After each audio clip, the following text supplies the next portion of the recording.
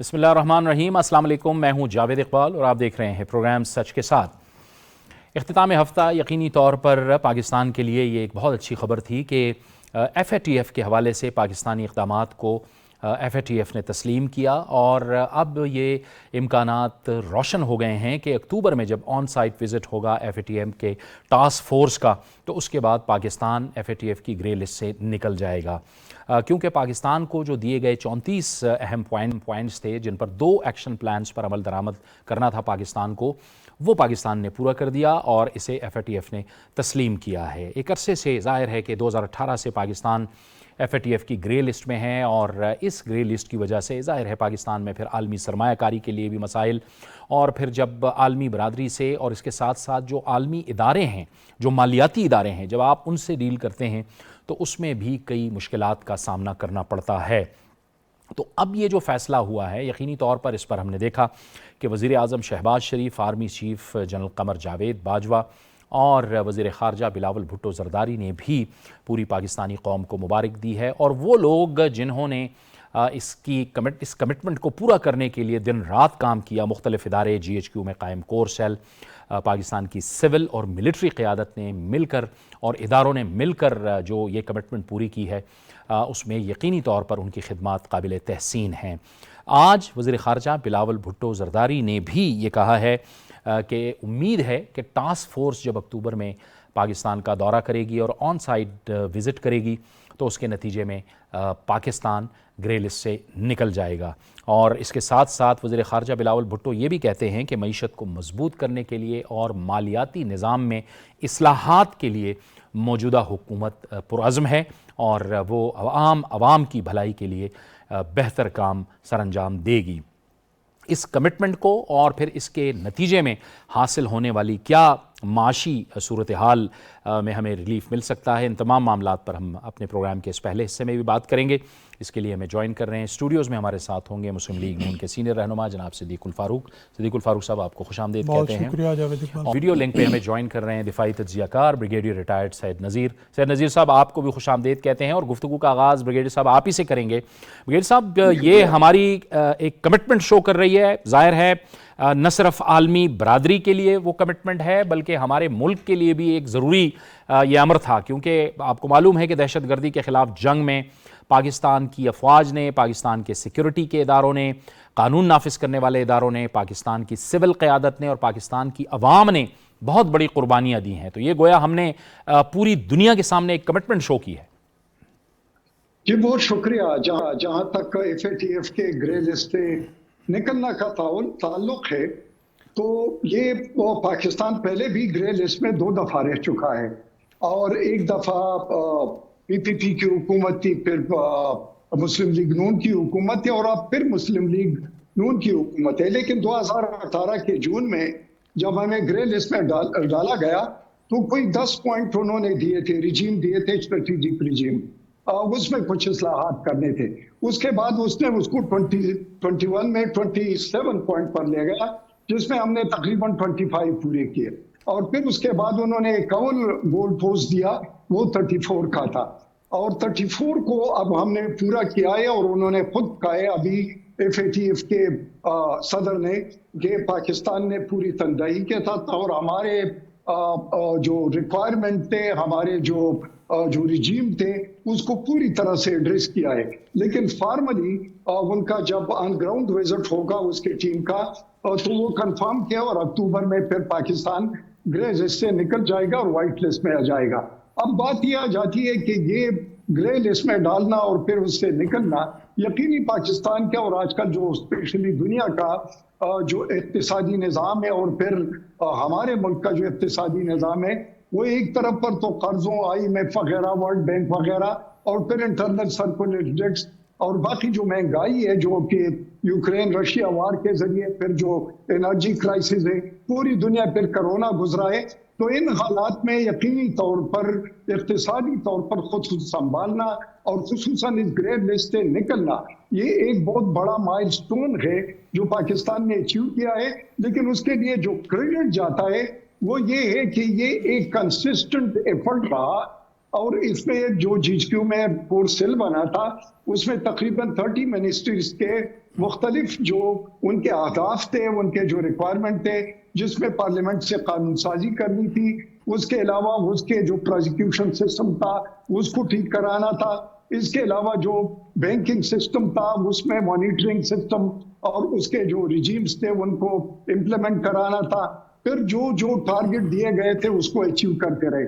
لیکن دو اب باتیں اس میں تھی، ایک تو ٹیکنیکل ریکوائرمنٹ تھے، ٹیکنیکل ریکوائرمنٹ سے پاکستان نے بہت پروگرس کیا تھا، لیکن انفارچونیٹلی کچھ پولیٹیکل اسپیکٹ بھی اس کا ہوتا ہے کہ انڈیا اور اس کے باقی جو ممالک تھے وہ پاکستان کو بار بار چاہتے تھے کہ یہ بلیک لسٹ پہ چلا جائے، لیکن ان کا یہ خواب شرمندہ تعمیر نہیں ہو سکا اور پاکستان وائٹ لسٹ میں آ چکا. ایک تو ہمیں جو مالیاتی مشکلات آنے تھے گرے لسٹ کی وجہ سے، اور ادروائز جو کانفیڈنس ہوتا ہے انویسٹر کا یا فارن فنڈنگ ہوتی ہے، یا اس کے علاوہ آپ کے ہاں جو اقتصادی ترقی ہوتی ہے اس کے لیے بڑا ضروری ہوتا ہے. دوسری بات یہ آ جاتی ہے کہ اگر کوئی اس ممالک میں جو اس کے رکن ہے تقریباً 37-38 ہے جس میں انڈیا شامل ہے وہ نکل ہو تو پھر نکلنا اس سے مشکل ہو جاتا ہے کیونکہ اس کا پولیٹیکل کلاؤڈ بھی ہے. تیسری بات یہ آ جاتی ہے کہ جب اقتصادی کرنچ ہو اور پھر آپ پر ایک سورڈ آف ڈیموکل اس کی تلوار لٹک رہی ہو تو پھر آپ کے ظاہر ہے کہ جو اہداف ہیں وہ پورا کرنا آپ کے لیے کافی مشکل ہو جاتا ہے، لیکن وہ اہداف پورے کیے گئے. اگلی بات یہ آ جاتی ہے کہ اس سے پاکستان کو جو مائل سٹون اس نے اچیو کیا ہے، اب بہت سارے رستے پاکستان کو کھل جائیں گے.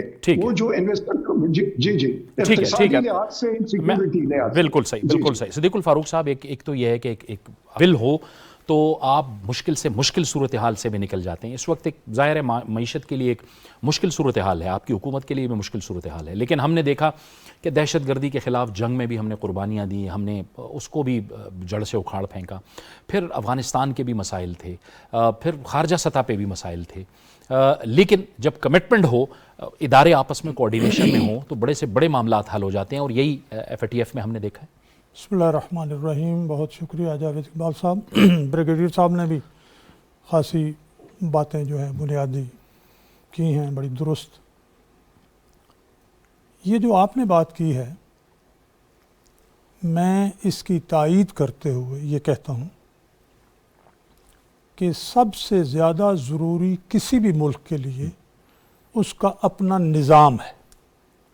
اگر اندرونی اتحاد ہو، اندر سیاسی استحکام ہو، آپ کا نظام جو ہے اس کا آئینی نظام کا تسلسل ہو اور جواب دہی کا احساس بھی ہو، کہیں وچ ہنٹنگ نہ ہو، احساس ذمہ داری ہو، تو پھر سب سے پہلی بات تو یہ ہے کہ ایسی صورتحال پیدا ہی نہیں ہوتی. اور اگر خدا نخواستہ کسی وجہ سے پیدا ہو جائے تو بہت جلد ایسی صورتحال سے کوئی ملک نکل جاتا ہے. ہم نے تو پوری دنیا کا ساتھ دیا. جب یہاں USSR آیا، پوری دنیا کھڑی ہوئی تو پاکستان ہی سب سے آگے تھا نا، فرنٹ لائن سٹیٹ ہم تھے. انڈیا کا ایک آدمی بھی اس میں اس کی جان نہیں گئی، انڈیا کا 1 روپیہ خرچ نہ ہوا. 125 ارب ڈالر ہمارے گئے، 1 لاکھ سے اوپر جانیں ہماری گئیں. دہشت گردی کا ہم شکار ہوئے. آپ کو یاد ہے 100 نہیں 300 آدمی بھی یہاں ہمارے سویلین شہید ہوئے، جنرلز تک شہید ہوئے، پولیس والے شہید ہوئے. لیکن میں نے عرض کیا نا کہ اس وقت جب کہ ہم دنیا کے ساتھ کھڑے تھے، ہم سے سیاچن چلا گیا، کشمیر تو تھا مقبوضہ، اس دنیا نے انڈیا کا ساتھ دیا، ہمارا ساتھ نہیں دیا. یہ بھی ایک بات ہے کہ ایسا کیوں ہے. ایک انڈیا کی سیاست. اب اس ساری صورتحال میں 3 ملکوں نے ہمارا پہلے ساتھ دیا، ایک ترکی، دوسرا چین، تیسرا ملائیشیا. رگڑا دے کے ہمیں بہت پہلے نکل جانا چاہیے تھا. جب 2013 کے عبوری حکومت کے دور میں ہم گرے لسٹ میں آئے اور پھر مسلم لیگ نون کی حکومت آئی تو 2016 میں، وہ 2014 کا بھی آپ کو پتہ ہے، پشاور آرمی پبلک اسکول کا سانحہ بھی پتہ ہے، اس کے بعد پوری قوم کو متحد کیا نواز شریف صاحب وزیر اعظم کی حیثیت میں. پھر وہ آپریشن ضرب عزم ہوا تو 16 میں ہم نکلے. پھر 18 کے جون میں جیسے بتایا نکلے. پھر اب آ کے ہم نکلے ہیں. تو میں یہ عرض کرتا ہوں کہ اچھا ہے کہ اب ہموار ہو گیا ہے راستہ, اور اس سے سرمایہ کاری کا راستہ ہموار ہوگا. جو ملٹی نیشنل کمپنیاں ہیں وہ اب توجہ دیں گی. بین الاقوامی برادری میں ہمارا امیج بہتر ہوگا. لیکن صرف بین الاقوامی برادری میں امیج بہتر ہونا, یہ جو روز دوسرے دن ایک کال آ جاتی ہے, روز یہاں سے جناب منی لانڈرنگ ہو رہی ہے, فلاں ہو رہا ہے, جھوٹا بالکل الزامات, جھوٹ پر مبنی یہ چیزیں, ان کا بھی تو کوئی علاج ہونا چاہیے. اگر یہ اس طرح ہی ہوتا رہا اور اندرونی اتحاد نہ رہا اور خدا نہ خواستہ آئین پر اس کے الفاظ اور روح کے مطابق عمل نہ ہوا, تو پھر ہم اس پر یعنی اس سے فائدہ کیا اٹھا سکیں گے, شاید مشکل ہوگا. میں آپ کو ایک تاریخی بات بتاتا ہوں. اب نواز شریف صاحب کے ساتھ بطور پریس سیکرٹری میں چین کے دورے پہ تھا 97. زیانگ زیمن چیئرمین جو تھے, ان سے جب میٹنگ ہو رہی تھی, ظاہر ہے میں پیچھے بیٹھا ہوا تھا پرائم منسٹر صاحب کی, باتیں ہوئی تو انہوں نے کہا پرائم منسٹر صاحب آپ اپنی اکانومی پہ توجہ دیں. ایک مرتبہ آپ کی اکانومی ٹھیک ہو گئی, آپ کے سارے مسائل حل ہو گئے. وہاں سے بعد میں ہم گئے ملائیشیا. مہاتیر محمد صاحب نے کہا جناب وزیر, کیونکہ میاں صاحب بہت کین تھے اکانومی کو ٹھیک کرنے کے, اور کی بھی 93 میں بھی, پھر 97 میں, انہوں نے بھی کہا اکانومی کو ٹھیک کریں. وہاں سے لی کوان یو ہم گئے, کیا نام ہے, سنگاپور. انہوں نے لی کوان یو نے بھی کہا جی اکانومی ٹھیک کریں. بعض لوگ کہتے ہیں جی اکانومی کیا ہے, آئین کیا ہے, جی مذاق ہے, فلاں کیا ہے. نہیں, معیشت کے بغیر اس آدمی کی عزت ہوتی ہے فیملی میں بھی جس کے پاس 4 پیسے ہوں, جو اپنے بچوں کو پڑھا سکے, اچھا پہنا سکے, اچھا مکان ہو, علاج کرا سکے, 2-4 کی مدد کر سکے. پیسہ جس کے پاس نہ ہو اس کی برادری میں بھی عزت نہیں, اس ملک کی بین الاقوامی سطح پہ بھی عزت نہیں. بڑی اہم بات کیا آپ نے. بریگیڈیئر صاحب آپ یہ فرمائیے گا کہ ظاہر ہے کہ ہم نے تو یہ بتایا ہے, FATF کو بتایا ہے, اور یہ ہمارے اپنے لیے بھی درست تھا, دہشت گردی کے خلاف جنگ بھی ہم نے کی, اور ہم نے اپنے نظام کو, بینکنگ سسٹم کو, جیسے آپ نے خود فرمایا, اس کو ٹرانسپیرنٹ کیا, اپنے نظام کو ٹرانسپیرنٹ کیا, اور میک شور کیا کہ ٹیرر فائنینسنگ اور منی لانڈرنگ کے حوالے سے سخت اقدامات ہوں. اب FATF آئے گا اکتوبر میں, آن سائٹ دیکھے گا ان قوانین کو, ان ساری چیزوں کو. لیکن اسے بھی دیکھنے کی ضرورت ہے کیونکہ اس وقت ظاہر ہے افغانستان کے حالات, وہاں دہشت گردی, پھر TTP پاکستان میں دہشت گردی کر رہی تھی, پھر القاعدہ, اب جو ہے وہ IS جو ہے وہ ایک نئی ریالٹی ہے جو افغانستان میں موجود ہے, پھر پراکسی وارز, ظاہر ہے یہ بھی ایک بہت بڑا ریزن تھا. اسے بھی دیکھنے کی ضرورت ہے اب, کیونکہ FATF اپنی رپورٹس میں بارہا ان چیزوں کا ذکر تو کرتا رہا ہے. جی بالکل, جو خطے کے حالات ہوتے ہیں وہ کچھ تو کسی ملک کا حصہ ہوتا ہے, لیکن دوسری بات یہ ہے کہ بین الاقوامی طور پر ہر ایک کے اپنے اہداف ہوتے ہیں, اپنے ان کے مفادات ہوتے ہیں, اور وہ مفادات ارسپیکٹو کا آپ کس جغرافک زون میں واقع ہیں, اگر آپ کی کوئی اسٹریٹجک امپورٹنس ہے اور جہاں پر ایک سے زون میں فال کر رہے ہو جہاں پر وہ اپنی کولڈ وار لڑ سکتے ہیں, یا وہاں پر سپوز چائنا کو کنٹین کر سکتے ہیں, یا یہ ہے کہ آپ کے گرم پانیوں تک پہنچنے کے لیے لوگ بےتاب ہو, تو وہ آپ کے لیے ایک بیلنس فارن پالیسی اور آپ کا جو اندرونی طور پر آپ کا جو کوہیژن ہے, آپ کی جو نیشنل اسٹرینتھ ہے, آپ کا جو نیشنل کریکٹر ہے, پھر آپ کے پاس جتنے بھی نیشنل پوٹینشیل جو پاورز ہوتے ہیں, پاور آف دا اسٹیٹ, اس کو آپ کس طریقے سے ان حالات میں, ان چیلنجز میں آپ اس کو یوٹیلائز کرتے ہیں. لیکن انفارچونیٹلی ہمارے یہاں جو اسپیشلی 20 سال جو جنگ رہا, اس جنگ میں تو ہم ان کے فرنٹ لائن پہ لائے, جس طریقے سے صدیق الفاروق صاحب نے کہا, آپ نے بھی کہا, وہ تھے. لیکن بات یہ ہمارے ساتھ ڈبل گیم ہوتا رہا, ہمارے ساتھ تو وہی سلوک ہوتا رہا. ایک طرف پر ہم جو کچھ کر رہے تھے ان کے لیے کر رہے تھے, لیکن پھر بھی وہ مور اور ڈو بیٹر کا, اور پھر جو افغانستان سے جس طریقے سے وہ نکلے, اور افغانستان کے اپنے $9.5 بلین انہوں نے رکھ لیے, تو افغانستان کو ڈی اسٹیبلائز اکنامکلی تو چھوڑ دیا نا. پھر پاکستان کے تقریباً 130 ارب کا یہ نقصان ہوا ہے, پاکستان کو اسی طریقے سے ہائی اینڈ ڈرائی چھوڑ دیا نا.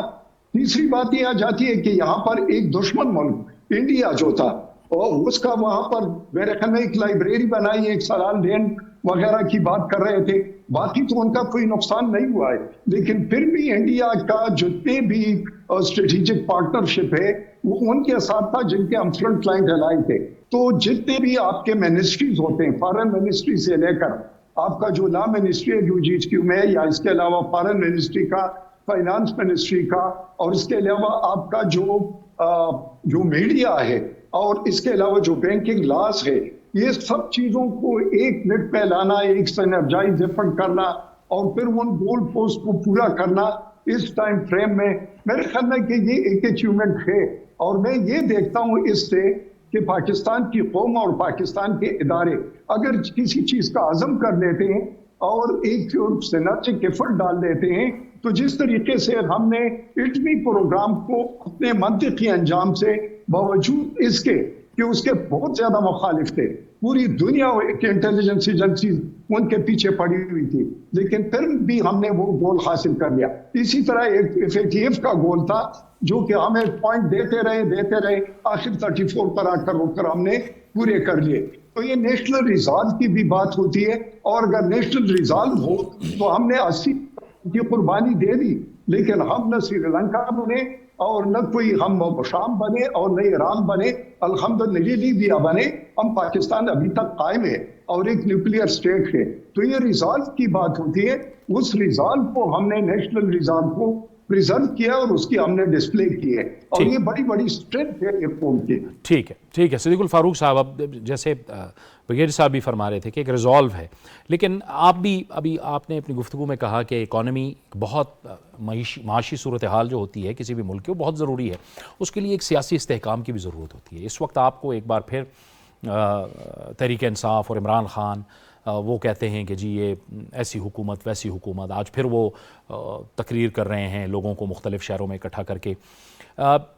اس سے آپ کے ریزالو میں کوئی فرق پڑتا ہے, کیونکہ آپ یکسو ہیں اپنے معاملات میں, اور پھر جو ایک گزشتہ حکومت یہ سفارتی حوالوں سے جو ایک مشکلات پیدا ہو گئی تھیں, جو امریکہ اور یورپ کے حوالے سے اور پھر روس اور یوکرین کے حوالے سے جو ان کا موقف تھا, آپ سمجھتے ہیں کہ ان مشکلات پہ آپ قابو پا لیں گے؟ کمٹمنٹ ہے آپ کی؟ دیکھیے, موجودہ حکومت کو جو سب سے بڑا ان کا کریڈٹ ہے وہ یہ ہے کہ یہ ان میں کوئی دوغلا پن نہیں, اور یہ وہ لوگ ہیں, بالخصوص اب شہباز شریف صاحب کو لیں, جنہوں نے کام کر کے دکھایا ہے, جنہوں نے نتائج دیے ہیں, کوئی بیگیج نہیں ہے. ان پہ جھوٹے مقدمے بنا کے اب تو سامنے آ گیا نا, وہ جو فیصلہ ہوا ضمانت کا, کہیں کوئی ثبوت ہی نہیں ہے. 40 ارب سے 30 ارب سے 20 ارب سے کرتے کرتے کوئی 5-7 کروڑ کا, اور اس کا بھی کوئی ثبوت نہیں ہے. تو اس سب سے نقصان کس کا ہوا؟ ملک کا ہوا. تو آپ نے کہا کہ اس کے عزم میں کوئی فرق پڑے گا, چونکہ یہ پرعزم لوگ ہیں, انہوں نے کام کیا ہوا ہے, مشکلات کے دور میں کام کیا ہوا ہے, اس لیے ان کے عزم بالکل اس سے نہ مزمحل ہوگا, نہ کسی طرح یہ اس سے کوئی تاثر لیں گے. آپ نے دیکھا کہ جو خارجہ محاذ پر عمران خان نے ناتجربہ کاری, یہ کہ بس میں ہوں, بس میں جدھر جاؤں ہر کوئی جو میری پوجا کرے, تو پوجا تو کوئی نہیں کرتا نا. آپ کھلاڑی تھے, کھلاڑیوں کی کوئی پوجا کرتا ہے تو پسند کرتا ہے تو کرے. خارجہ محاذ پہ آپ کیا ہیں؟ آپ سے بڑے ملک ہیں, بڑے بڑے ماہر ہیں, لوگ سیکھتے ہیں. انہوں نے سیکھنے کی بجائے کیا کیا؟ بگاڑ پیدا کیا. سعودی عرب سے بگاڑا, ملائیشیا سے معاملات بگاڑے, چین سے آتے ہی سی پیک بند کر دیا, چین سے بگاڑ لیا, ملائیشیا سے بگاڑ لیا, تمام ممالک سے بگاڑ کے, اور اس صورتحال میں پھر امریکہ کو بھی آنکھیں دکھائیں. پہلے تو امریکہ کے کہنے پہ تمام کام کیے. معذرت سے میں یہ بات تو کوئی میں اپنی ذاتی طرف سے کر رہا ہوں, میں پارٹی کی طرف سے نہیں کر رہا, کہ آپ نے کسی کے کہنے پہ سی پیک کو فریز کر دیا. وہ سی پیک کہ جو ان 4 سالوں میں مزید آگے جاتا, تو جو ہی یہ مکمل ہوتا, پاکستان کو 10 سے 12 ارب ڈالر سالانہ آمدنی شروع ہوتی. آج آپ کو 40 مہینوں میں IMF نے غالباً $6 بلین 6 بلین ڈالر جو ہے وہ دینے ہیں جو ابھی مکمل نہیں ہوئے. تو آپ کو یہ 40 مہینے کا مطلب تقریباً 3.5 سال. اس کے مقابلے میں آپ کو سالانہ جس اپنا پروجیکٹ کے مکمل ہونے سے سالانہ 10-12 ارب ڈالر ملے، اس کو تو انہوں نے فریز کر دیا اور ایک ملک کو ناراض کر لیا. پھر انہوں نے نیب کو انویسٹرز کے پیچھے لگا دیا، صنعت کاروں کے پیچھے لگا دیا، تاجروں کے پیچھے لگا دیا. لوگ اپنا سرمایہ لے کر باہر چلے گئے، اور وہ جو سرمایہ لے کر گئے انہوں نے کیا کیا؟ انہوں نے روپیہ مارکیٹ میں دیا، ڈالر خریدے، اور ڈالر مہنگا ہو گیا. اس ڈالر کے مہنگا ہونے سے جب آپ نے امپورٹ کی وہ دگنی ہوگی، قرضے آپ کے بیٹھے بٹھائے 2 گنا ہو گئے. تو اس طرح سے انہوں نے معیشت کو تباہ و برباد کر دیا. اب وہ صورتحال کچھ دن تو چلے گی، اس لیے کہ اس وقت جو حکومت آئی ہے، جیسے 2 مہینے ہوئے ہیں، ایک طرف وہ کہتے ہیں جی جمعہ 8 دن اس حکومت کو ہوئے ہیں، اس نے FATF کے لیے کیا کیا ہے. دوسری طرف کہتے ہیں 2 مہینے ہو گئے ہیں انہوں نے کچھ نہیں کیا. یہ ڈبل. تو میں یہ سمجھتا ہوں کہ انہوں نے خارجہ محاذ پر جو تعلقات ترکی، چین، سعودی عرب، ان سب سے ماشاءاللہ بہتر، امریکہ سے بھی بہتر کر لیے. دوسری طرف انہوں نے تاجروں کا، صنعت کاروں کا، سرمایہ کاروں کا اعتماد حاصل کیا. اب بھی وہ مزید صبح شام ان کا اعتماد حاصل کر رہے ہیں، پالیسیاں بہتر بنا رہے ہیں. تو یہ جو اس وقت یہ طوفان میں اترے ہیں، یہ مہینہ 2 مہینے 3 مہینے رہے گا، انشاءاللہ سنبھل جائیں گے اور قوم کو خوشخبری ملے گی. چلیں، اچھی خبر آ گیا. بہت بہت شکریہ صدیق الفاروق صاحب آپ کا. بریگیڈیئر ریٹائر سید نذیر صاحب آپ کا بھی بہت بہت شکریہ. حکومت، اتحادی حکومت کہتی ہے کہ ہم پرعزم ہیں کہ معاملات کو بہتر طریقے سے آگے لے کر چلیں گے. ایک بریک کا وقت ہو جاتا ہے. بریک کے بعد آپ کو بتائیں گے کہ کس قسم کے معاشی فوائد حاصل ہو سکتے ہیں FATF کی گرے لسٹ سے نکلنے کے بعد. بریک کے بعد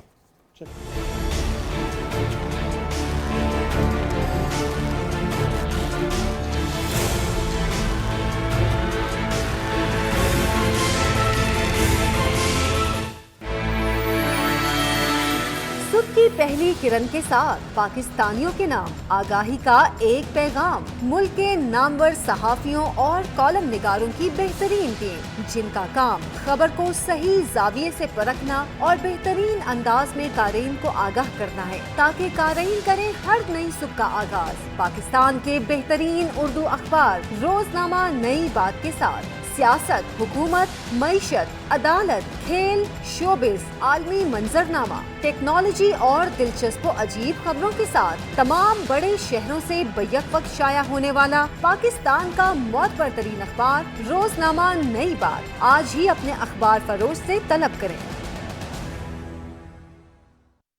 سینئر صحافی زاہد فاروق ملک کی زیر ادارت جڑواں شہروں سے شائع ہونے والا پہلا مکمل مقامی اخبار روزنامہ میٹرو واچ کامیابی کے مسلسل 11 سال پورے کر رہا ہے. روزنامہ میٹرو واچ آپ کو نہ صرف مقامی، سیاسی، تجارتی، کھیلوں کی خبروں سے آگاہ رکھتا ہے بلکہ ملکی اور بین الاقوامی خبریں بھی ترجیحی بنیادوں پر چھاپتا ہے. آج ہی اپنے ہاکر سے اپنی کاپی سبسکرائب کروائیں، جبکہ دور جدید کے عین تقاضوں کو مد نظر رکھتے ہوئے آپ میٹرو واچ کو یوٹیوب، فیس بک، ٹویٹر سمیت اس کی ویب سائٹ www.metrovatch.com.pk پر بھی وزٹ کر سکتے ہیں.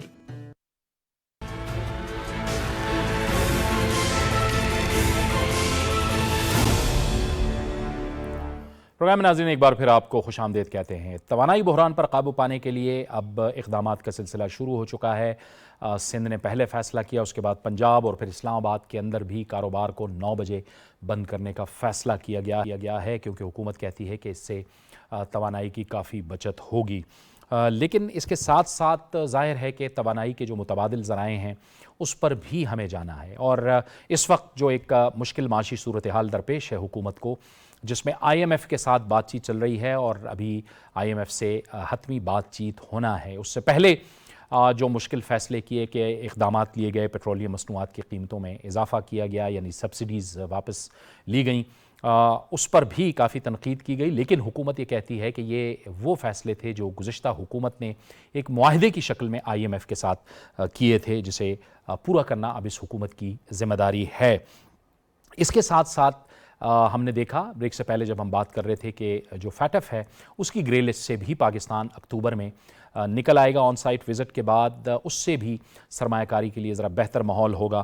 لیکن ایک اور بہت بڑا خطرہ وہ یہ ہے کہ جنوبی ایشیا کے کروڑوں افراد جو ہے اس وقت ماحولیاتی آلودگی کا شکار ہیں.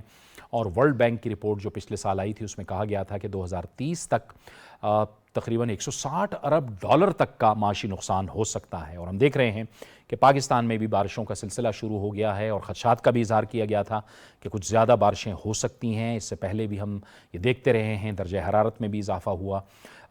یہ معیشت کے لیے کتنی مشکل صورتحال ہے، ان تمام معاملات پر بات کریں گے۔ اس کے لیے ہمیں جوائن کر رہے ہیں اسٹوڈیوز میں ماہر امور توانائی جناب ارشد ایچ عباسی صاحب، آپ کو خوش آمدید کہتے ہیں۔ اور کراچی سے ہمیں جوائن کر رہے ہیں کراچی چیمبر آف کامرس کے سابق نائب صدر اور معاشی تجزیہ کار شمس الاسلام خان۔ خان صاحب آپ کو بہت خوش آمدید، اور گفتگو کا آغاز آپ سے ہی کریں گے۔ خان صاحب ایک جنرلی اگر آپ بتا دیں کہ فیٹف کی گرے لسٹ سے نکلنے کے بعد کیا بہتری ہم دیکھ سکتے ہیں اپنی معیشت کے لیے، کیونکہ بیرونی سرمایہ کاری کے حوالے سے بات ہو رہی ہے، صاف اور شفاف بینکنگ کے نظام کے حوالے سے بات ہو رہی ہے۔ جی دیکھیں، کچھ 4 سال بعد ہمیں ایف اے ٹی ایف کی طرف سے کوئی ایک اچھی خبر سننے کو آئی ہے، ریلیف آف سائی بھی ہے، اور ایک امید افزا بھی ایک نیوز ہے کہ اس کے اوپر جو فیٹف کے پریزیڈنٹ کے جو سٹیٹمنٹس آئے ہیں کہ اب پاکستان کو مزید کچھ کرنے کی اس کے اوپر ضرورت نہیں ہے، تو یہ ایک پازیٹیو سگنل ہے۔ اور انہوں نے ساتھ ہی، کیونکہ ان کا ایک پروسیجر ہے کہ وہ آن سائٹ وزٹ کرتے ہیں، تو انہوں نے کہا کہ ہم وزٹ کریں گے، اور اس کا کوئی ٹائم نہیں بتایا، لیکن موسٹ پروبیبلی جولائی میں، یہ جولائی اگست کے اندر یہ سب وزٹ کر لیں گے، اور وزٹ کے بعد پھر جب ان کا اکتوبر کے اندر ان کا جو اجلاس ہوگا اس کے اندر فیصلہ کیا جائے گا پاکستان کو نکالنے کے لیے۔ اس کا امپیکٹ جو ہے پازیٹیو پڑے گا پاکستان کے اوپر۔ آپ دیکھیں جو OECD ممالک کے انہوں نے ایک واچ ڈاگ بنایا ہوا تھا، اور زیادہ تر وہ جہاں پہ ٹیکس ہیون سے ان کو اس کے اندر لے کر آتا تھا۔ پاکستان اس سے پہلے 2008 میں بھی گرے لسٹ میں گیا تھا، 2010 میں نکل گیا، اس کے بعد 2018 فروری میں گیا، اور پھر اس کو جو ہے ہمیں جو ایک لسٹ دی گئی جون کے اندر 2018 میں، کہ اس کے اوپر کام کیا۔ اور نو ڈاؤٹ پاکستان کے جو آفیشلز سے انہوں نے بھی، اور بلکہ اس میں اسٹیبلشمنٹ کا بھی بڑا کردار رہا ہے کہ ان کی مدد کی وجہ سے یہ سارے امپروومنٹ آئی ہیں، اور اب جا کے پاکستان جو ہے فائنلی امید ایسی نظر آ رہی ہے کہ ہم اس میں سے نکل جائیں گے۔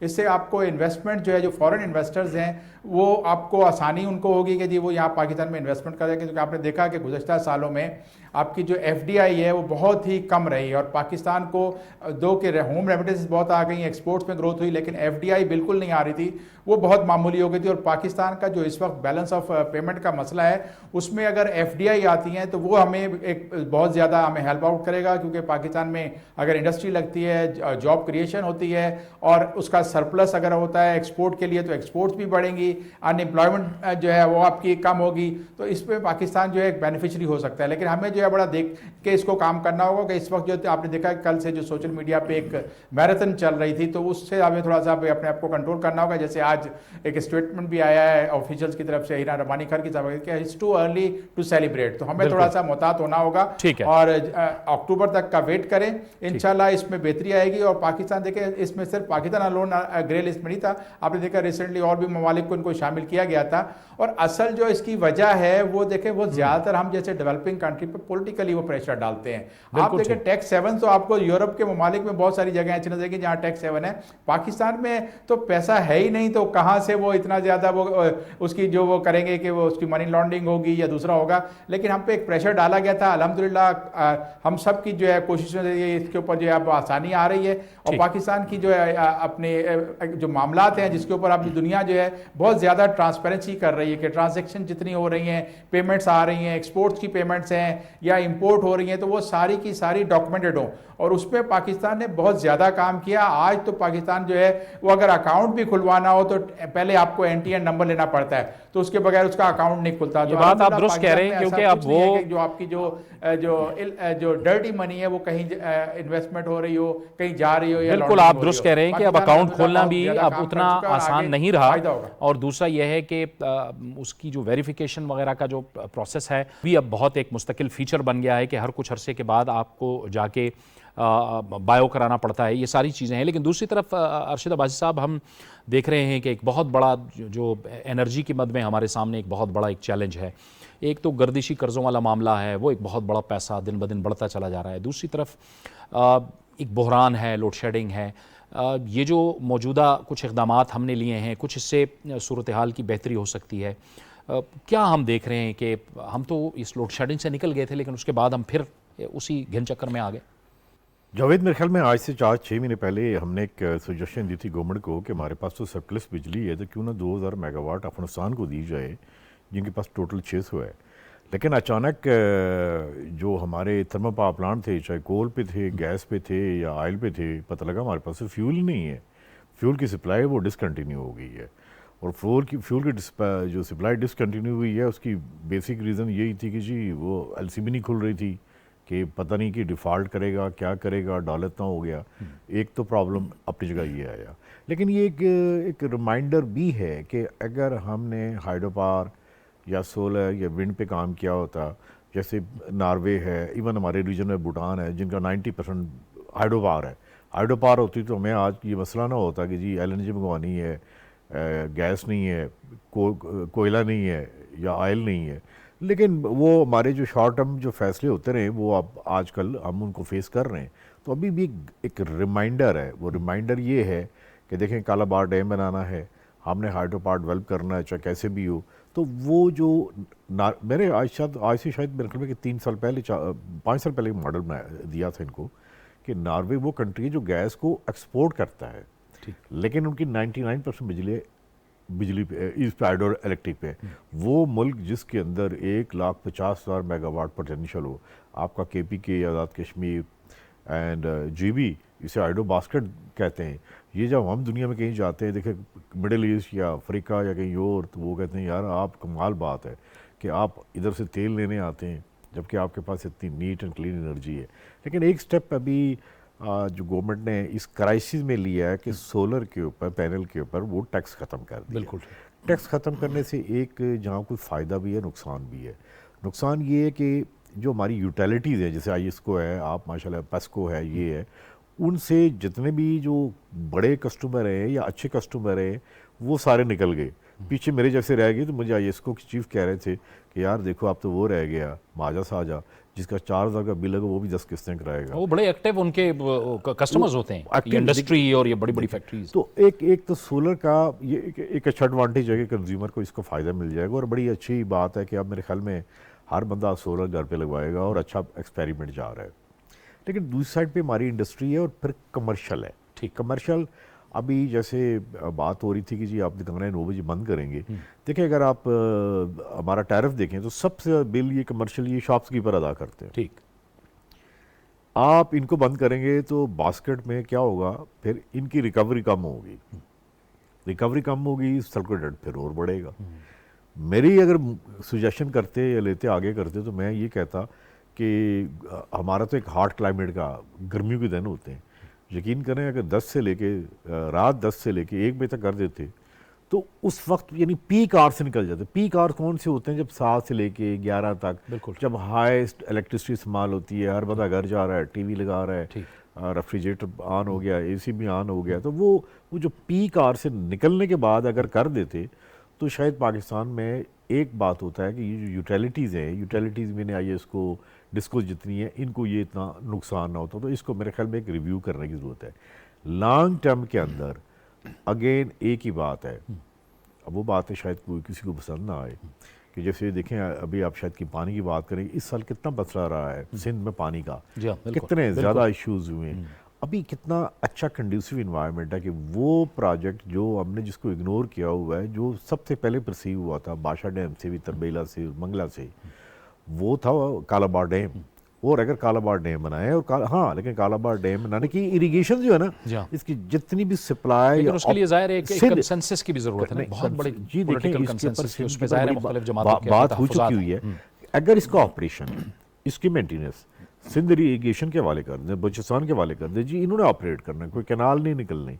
सिर्फ जैसे देखिए ऐसे लेटिन अमेरिका में कई ऐसे हैं कि एक मुल्क ने दूसरे मुल्क में डैम बनाया हुआ है।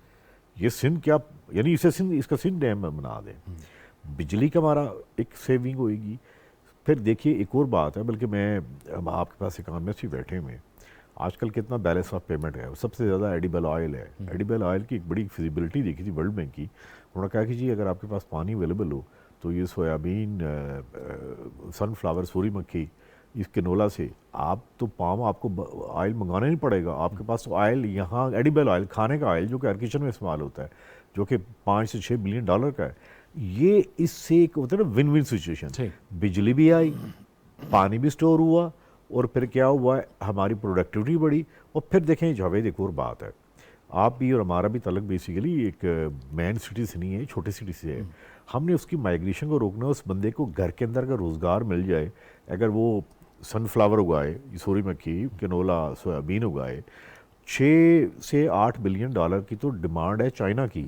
हमारा ये जो बैलेंस ऑफ पेमेंट है कि जी मैं एक ऐसी बात करूं कि 60 अरब की डॉलर्स के मंगवाते हैं और हमारी एक्सपोर्ट है 26, 27, 32 की, इसमें अगर हम ये आयल जो कि पॉसिबल है और जो जिसके ऊपर बड़ी बड़ी फिजिबिलिटी बनी हुई है, ये एक ऐसे काम हो सकते हैं कि एनर्जी, वाटर, खुराक, आपके तीनों मसले हल होंगे। हल हो सकते हैं। शमसुल इस्लाम साहब, आपका भी इस पे मैं चाहूँगा कि इनपुट आए। ये एडिबल ऑयल्स पे जैसे अब्बासी साहब ने फरमाया, लेकिन बहरहाल हमें पानी के ज़खायर की तो ज़रूरत है। ज़ाहिर है उसकी वजह से, ना होने की वजह से साल साल फिर सैलाब आते रहते हैं और उसकी वजह से और फिर माशी नुकसान होता रहता है। खान साहब, पाकिस्तान जो आज जिस पोजीशन पे खड़ा है, इकोनॉमिक जो हमारी कंडीशन हो चुकी है, इस वक्त आपको एफिशिएंट प्लान्स करने हैं। पानी की से स्टार्ट करके आप सोइंग तक हर जगह आपको एफिशिएंट प्लान लेकर आने होंगे। पाकिस्तान में असल मसला जैसे इन्होंने अरशद साहब ने भी कहा कि जी पानी तो हमारे पास था, लेकिन हमने हाइड्रो पावर से स्विच करके हम थर्मल पे चले गए और थर्मल में हम डिपेंडेंट हो गए इंपोर्टेड फ्यूल के ऊपर। हम जो है पहले फर्नेस ऑयल यूज़ करते थे, फिर हमने LNG से स्टार्ट कर दिया, जबकि हमारे पास असल काम ये करने का था कि हमें अपने छोटे डैम बनाने चाहिए थे। क्योंकि दुनिया में अब ये भी साबित हो गया है कि बड़े डैम जो हैं वो क्योंकि माहौलियाती तब्दीली में भी असर करते हैं, वहाँ के हमारे यहाँ एक रेजिस्टेंस भी बड़े डैम के भी थी, तो पाकिस्तान को छोटे डैम बनाने चाहिए तो पानी के। और साथ ही अब दुनिया में जो है छोटी जो है इजीली मूवेबल टर्बाइंस भी आ गई हैं।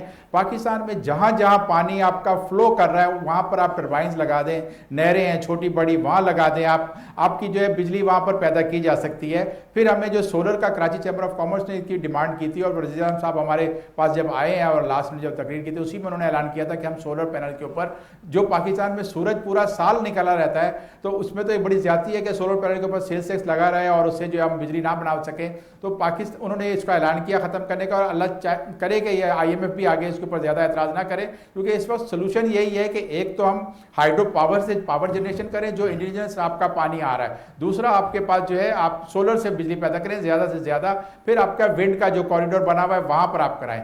आपको इसको प्रमोट करने के लिए एक और चीज़ भी करनी होगी कि पाकिस्तान में आपको देखा है कि अब महंगाई की वजह से लोगों के पास पैसा इतना नहीं है, तो स्टेट बैंक को एक रीफाइनेंसिंग की पॉलिसी इंट्रोड्यूस करानी पड़ेगी कि जो आपकी जो सोलर पैनल्स जो इंस्टॉलेशन का सिस्टम अगर जो करते हैं और फिर नेट मीटिंग के जरिए जो आप वापस जितनी आपने यूज़ करनी है और सरप्लस आप जो है उसको ग्रिड में शामिल कर रहे होगे, तो उससे ये होगा कि आपके पास से जो इंडस्ट्री के लिए बिजली जो आपके पास नहीं बचती और वहाँ आपको कम करना पड़ता है वो ख़त्म हो जाएगा, और सारा फिर आपका डोमेस्टिक जहाँ जहाँ पावर यूज़ होती है अपनी बिजली वहाँ पर ज़्यादा चोरी जो है वो आप देखेंगे तो वो डोमेस्टिक एरियाज़ में बहुत सारी जगह जहाँ पर ये ज़्यादा थेफ्ट होता है वो था। इंडस्ट्री तो उसमें कोई इन्वॉल्व नहीं है। इंडस्ट्री को जब आप बिजली ज़्यादा दोगे, सस्ती दोगे, तो उसकी फिर ये इंडस्ट्रियल प्रोडक्शन बढ़ेगी, आपकी जो क्वालिटी ए ग्रेड की प्रोडक्शन है, जैसे टेक्सटाइल हमारी नंबर 1 एक्सपोर्ट्स में आता है, तो उसकी बी और सी ग्रेड जो ज़्यादा हमारे यहाँ आता है उसकी मेन वजह यही है कि पावर सप्लाई हमारी जब अब्रप्ट हो जाती है और लोड शेडिंग बार बार की जाती है तो उससे भी नुकसान होता है। तो ये आपको एक कंटिन्यूस सप्लाई देनी पड़ेगी इंडस्ट्री को, ताकि जो आपने टर्फ की स्कीम दी है और एक वो 400-450 अरब रुपए का आपने फाइनेंसिंग करी और यहाँ पे मशीनरी भी बहुत सारी ज़्यादा आई है जिसकी वजह से पाकिस्तान का जो है थोड़ा बैलेंस ऑफ पेमेंट भी आउट हुआ कि इम्पोर्ट्स बढ़ी, तो उसको भी आगे जाके गैस और बिजली चाहिए। तो इन दोनों को आपने जब चलाना है तो फिर आपको इंडस्ट्री को सस्ती बिजली और सस्ती गैस देने के लिए इकदाम करने होंगे। तो हमें अपने जो डोमेस्टिक कंज्यूमर्स हो उनको अल्टरनेटिव पे लेकर आएँ। आप गैस का सलूशन जो है उसको भी करें कि आप जो गैस सस्ती जो है वो आप इंडस्ट्री को दें, और घरों के बाहर दुनिया भर में ये होता है कि वहाँ पे लाइन की गैस नहीं आती है डोमेस्टिक यूजर को, वहाँ बाहर सिलेंडर लगा दिए जाते हैं, यहाँ तक कि तंदूरों पे होटलों पे सब जगह सिलेंडर लगे होते हैं। तो वो भी हमें करना होगा। हमें अपने इंपोर्ट बिल को कम करने का हमारे पास यही तरीका है कि जो हमारे पास अवेलेबल पोटेंशियल है पानी का उसको यूज करें, बिजली तो छोटे छोटे डैम बना के, साथ हम सोलर का करें, फिर आप विंड का हमारे पास जो कॉरिडोर है उस पर करें। हमारे पास समंदर की बहुत बड़ा हमारा एक बीच है, उसके ऊपर देखें जी फ्लोटिंग आपकी टाइड्स के जरिए भी बिजली पैदा हो सकती है, वहां पर भी लोग दुनिया में इस पे ऊपर काम कर रहा है। तो पाकिस्तान को सोलर का जैसे हम चोलिस्तान में कर रहे हैं वहां आपकी मेंटेनेंस कॉस्ट तो पड़ेगी, लेकिन अगर आप सोलर के जो पैनल्स हैं अगर ये समंदर के ऊपर भी लगा देते हैं तो फिर वहां आपकी मेंटेनेंस कॉस्ट कम हो जाती है कि वो इतना डर्टी और इतना जो है वो मट्टी वट्टी उस पर बहुत कम आती है। तो दुनिया में ये भी बड़ा सक्सेसफुल काम है, उस पर किया जाए। इसके अलावा पाकिस्तान में आपको पता है कि एक एग्रीकल्चर मुल्क है, यहाँ पे बायोमास ہیوج کوانٹٹی میں ہوتا ہے, اور وہ بایو ماس جس کو بہت ذرا آپ دیکھیں آج کل ویٹ جب ہارویسٹ ہوتی ہے تو آپ کو وہ کسان اس کو جلا دیتا ہے کیونکہ اس کی اسٹرا کو جلا دیتا ہے. تو وہ آپ اگر چاہیں تو ایگریکلچر کی جو ایریا میں جو انڈسٹری لگی ہوئی ہے ان کو بایو ماس سے بجلی پیدا کر کے دیں. بایو ماس ایک ویسٹ ہوتا ہے اور وہ بھی آپ کی سستی بجلی پیدا ہو سکتی ہے. ہمیں ہر وہ آپشن یوز کرنا چاہیے جو پاکستان کے اندر اویلیبل ہو, جس کا جو را مٹیریل باہر سے امپورٹ نہ کرنا پڑے انرجی کے لیے, تو وہی فیزیبل ہے. ورنہ ہمارا جو بیلنس آف پیمنٹ کرائسس آیا ہوا ہے یہ بہت زیادہ سنگین صورتحال اختیار کر گیا ہے, اور پاکستان کو اب ایفیشینٹ اور اسمارٹ پالیسیز کرنی ہوں گی. اور ہمیں امید ہے کہ آن سائٹ وزٹ کرتے ہیں پرائم منسٹر صاحب بھی, ان کو بھی دیکھنا ہوگا کہ جب ہمارے پاس اتنا بایو ماس کا پوٹینشیل ہے, اتنا پانی کا پوٹینشیل ہے, نہروں میں پانی چل رہا ہے, یہاں تک کہ شہروں کا جو ڈومیسٹک واٹر ہے وہ فلو کر رہا ہے, وہاں پر ٹربائن لگا دیں. پھر اب بارشیں آتی ہیں, لاہور میں تو ہم نے سنا ہے کہ وہاں پر بارش کے پانی کو سٹوریج کرنے کے ٹینک لگا دیے. یہ کراچی اتنا بڑا شہر ہے, یہاں پر بھی سندھ حکومت کو جو کرنا چاہیے کہ ہم پانی کا جو بارش کا پانی آتا ہے اس کو ضائع نہ کریں, اس کو ہم یو سی لیول پہ ٹینک بنا لیں اور بعد میں وہ پانی ذرا سا فلٹر کر کے یوز ہوگا. وہ بہترین پانی ہوتا ہے جو آپ کاشت میں بھی یوز کر سکتے ہو. یہاں کے اس کو اگر آپ فلٹر کرتے ہو تو وہ ڈرنکنگ واٹر بہت اچھا ہو سکتا ہے. پاکستان ایک ایسا شہر ہے میگا سٹی جہاں پہ 30 ملین کی آبادی ہو گئی ہے, لیکن ایک بھی ریزروائر پاکستان کراچی کے شہر میں نہیں ہے. ہم ہب سے اور دوسری جو ہے کیچر جھیل سے لے کر آتے ہیں, دونوں جگہ اب آپ کے جو ہے ریزروز وہاں پہ بھی کم ہو رہے ہیں. تو ہمیں اسمارٹلی دیکھنا پڑے گا تاکہ ہمارا جو ہے انرجی کا کرائسس ختم ہو. کلین انرجی کی ہم بھائی صاحب جو کلین انرجی کی ہم بات کر رہے ہیں, ظاہر ہے وہ ہمارے ماحول کے لیے بھی تو بہت ضروری ہے, کیونکہ اس وقت جو ایک صورتحال ہے جب عالمی ماحولیاتی اور موسمیاتی تبدیلیوں کی ہم بات کر رہے ہیں تو ٹیمپریچر بڑھ رہا ہے. ہم نے اس سے پہلے بھی آپ سے بات کی تھی اس بار. کیا وہ اقدامات ہوں گے جو فوری کرنے کی ضرورت ہے, حکومت جو کر سکتی ہے؟ دیکھیے آج سے کوئی تقریباً 12 سال پہلے یہاں پہ انٹرنیشنل گروپ آیا تھا اور اس نے کہا تھا, اسلام آباد کی پرپوزل کر رہا ہوں کہ دیکھیں آپ کے پاس ویسٹ کتنی ہے, یہ کچرا کتنا ہے, اس کچرے سے ہم کتنی بجلی بنا سکتے ہیں, ہم آپ کو 50 میگا واٹ بنا کے دیتے ہیں. کراچی میں تو تقریباً 15,000 ٹن ڈیلی ہے. اب ود ان سٹی آپ کو مٹیریل مل رہا ہے, اس مٹیریل سے آپ بجلی بنا سکتے ہیں, اور اس کا جو ٹیرف ہے وہ 10 سینٹ. اب آپ کہہ سکتے ہیں کہ میکسیمم 20, جبکہ آئل سے پچھلے مہینے کا دیکھیں تو ہم نے 35 روپے یا 34 روپے کی بجلی بنائی ہے. تو یہ ویسٹ ٹو انرجی ہے. دوسرا ایک بتاؤں, سولر نے دنیا میں بڑا تبدیلی پیدا کی ہے. ایک بات ہے کہ میرے اگر اچھا ہوتا کہ آپ پہلے بتاتے, میں آپ کو بتاتا کہ پاکستان میں لائن لاسز کتنے ہیں, تقریباً 2 سے 2.5 بلین. بالکل ایک پرپوزل بڑی اچھی ہو سکتی ہے کہ آپ گاؤں میں سولر پینل وہ فری بھی دے دیں, کوئی نقصان نہیں ہے. ایک بات میں ایگری کرتا ہوں کہ انڈسٹری بجلی کام چوری کرتی ہے, کمرشل نہیں کرتے تو کنزیومر کرتے ہیں, اور ہاؤس ہولڈ کرتے ہیں, اور اس کی ملٹیپل وجوہات ہیں. سولر دنیا میں گیم چینجر آ گیا. اب سیل تو 41% ایفیشنسی پہ آ گئے ہوں. بالکل ہم کر سکتے ہیں, لیکن ایک بات جنہوں نے کہی ہے مجھے اس سے اختلاف ہے کہ اسمارٹ پالیسیز, اسمارٹ گورنمنٹ, لیکن اس کے لیے اسمارٹ پیپل بھی تو چاہیے نا. صحیح. جب تک وہ نہیں ہوں گے وہ کیسے بات جانے گی. ہمارا جو اصل ایشو ہے وہ سچی بات تو بیوروکریسی کا بھی ہے, تھنکنگ کا بھی ہے. آپ کے پہلے پروگرام میں میں نے کہا تھا کہ ابھی جو کرائسس آیا ہے, دیکھیں اس کرائسس میں ایک بڑی اسٹیٹ بات ہے, چاہے کوئی بھی گورنمنٹ ہے, نواز شریف کی ہے, شہباز شریف کی ہے, عمران خان کی ہے, بھئی بیوروکریسی تو وہیں پہ ہے نا, وہ لوگ تو وہیں کام کرنے ہیں, ان کے پے سب کچھ وہیں پہ. انہوں نے کیا سوچا, یہ نہ تو انجینئر عمران خان ہے, نہ انہوں نے انجینئرنگ کی ہوئی ہے, نہ شہباز شریف نے کی ہوئی ہے. یہ تو بڑے بڑے آپ کہہ سکتے ہیں کہ ان کی سی وی دیکھیں کتنا ریچ ہے. تو کیا ہر آئل گیس یہ سب چیز یہ ان کا کام ہوتا ہے؟ ان کا کام تو صرف ایک بیسیکلی ویٹ کرنا ہے. جاپان میں, اٹلی میں, دنیا کے بڑے ملکوں میں, ابھی دیکھا نا یو کے میں پرائم منسٹر بچ گیا, ادروائز تو نو کنفیڈنس ہونے لگی. بالکل. ہمارا جو ریئل المیہ ہے وہ سچی بات ہے کہ انسٹیٹیوشنل جو کلیپس ہوا ہے, جو بیوروکریسی کا ڈاؤن فال ہوا ہے, جو تھنکنگ نہیں آئی ہے, یہ جو یہ بات کر رہے تھے اسے میں ایڈ کروں گا کہ ہمارے پاس وہ سمارٹ لوگ نہیں ہیں, وہ سمارٹ پیپل وہ نہیں ہیں. اب یہ کام میرے خیال میں اچھا ہوا ہے. میں آپ کو دیکھو ٹی وی پہ بھی کہوں گا کہ انہوں نے کہا کہ جی سارے لوگوں کی آئی بی اور آئی ایس آئی ریویو کرے گی. دیکھیں بات سچ ہے, آ گیا. میں یہ کہتا ہوں کہ خالی ان کی اے سی آرز نہ کرے, ان کا ڈے ٹو ڈے بزنس دیکھیں کہ انٹرنیشنل بینچ مارکس کیا ہیں, وہ کیا فیصلے کر رہے ہیں, یہ کیا کر رہے ہیں. ایک ان کے پاس سپرویژن اینڈ اوور ویوز لازمی ہونا چاہیے. اگر ایسا ہوگا تو دیکھیں ہمارے ہاں سچی بات ہے کہ لوگ میرے خیال میں وہ کم ہیں وہ ہم نہ چائنیز ہیں نہ ساؤتھ کورین ہیں جو کام کرتے ہیں 9 سے 9 بجے تک. جب ان فیصلوں کے اوپر ایک نظر ہوگی تو اس کا میرا خیال ہے بڑا پازیٹیو آؤٹ کم ہوگا کہ بتائیے سیکرٹری صاحب آپ یہیں پہ ہیں, آپ فلاں کوئی چیئرمین ہے, چیئرمین وابڈا ہے, آپ تو یہیں پہ ہیں, ڈسکوز ہیں ان کے ہیڈ وہیں پہ ہیں, یہ پی ایس او وہیں پہ ہے, فیصلہ کیا انہوں نے کرنا ہے؟ فیصلہ تو آپ نے کرنا ہے. آپ نے پوری قوم کو ایک سینسٹائز کر دیا کہ جیسے عمران خان کیا ایک دم بجلی ہو گئی, اور کیا ہوا کہ جی وہ بجلی دے رہا تھا یہ نہیں دے رہے. دیکھیں ایسا نہیں ہے. فیکٹ یہ ہے کہ بیسیکلی ٹیکنوکریٹس, جی ہاں, right man for the right job, جو اس کام اور کو اس سمجھتا ہو. میں سمارٹ پروفیشنل. کبھی آپ جاوید ان کے سی وی دیکھیں, زبردست سی وی ہوتے ہیں, ڈیلیوری دیکھیں وہ کیا ہوگی. ابھی میں ایک اور بات بتاؤں کہ شیل گیس جس کا پاکستان میں 105 ٹی سی ایف پروون ہے, ابھی تک 4 سال بلکہ کیا 8 سال ہو گئی اس کی پالیسی نہیں بن سکی. پالیسی یقین کریں یہ A4 پیجز کے اوپر ہوتی ہے, اور وہی کرنی ہے. وہ کریں گے, دنیا بھر کے انویسٹر آئیں گے, وہ خود ہی گیس نکالیں گے, خود ہی لا کے دیں گے. ہم یہ نہیں کر سکے, یہ شہباز شریف نے نہیں کرنا. یہ سیکرٹری پیٹرولیم اور اس کے نیچے جو بریگیڈ اتنے بڑے لوگ ہیں جن کی گاڑیاں اکثر آپ دیکھتے ہیں گرین پلیٹ کی, تو یہ ان کا کام ہے. ان میں وہاں ہمیں سمارٹ, کیپیبل اینڈ آنیسٹ بننے چاہیے. اسمارٹ, کیپیبل اور آنیسٹ لوگ چاہیے. بہت شکریہ ارشد جباسی صاحب. شمس الاسلام خان صاحب, آپ نے ہمیں کراچی سے جوائن کیا. یقینی طور پر یہ ایک بڑے چیلنجز ہیں, معاشی چیلنجز ہیں, لیکن حکومت پرعزم ہے کہ ان معاشی چیلنجز سے نبرد آزما ہوا جائے گا. لیکن یقینی طور پر کچھ فیصلے بحیثیت قوم کرنا پڑتے ہیں اور بہتر فیصلے کرنے پڑتے ہیں تاکہ مستقبل محفوظ کیا جا سکے. آج ہمیں ایسے ہی فیصلوں کی ضرورت ہے. اجازت دیجیے, اللہ حافظ.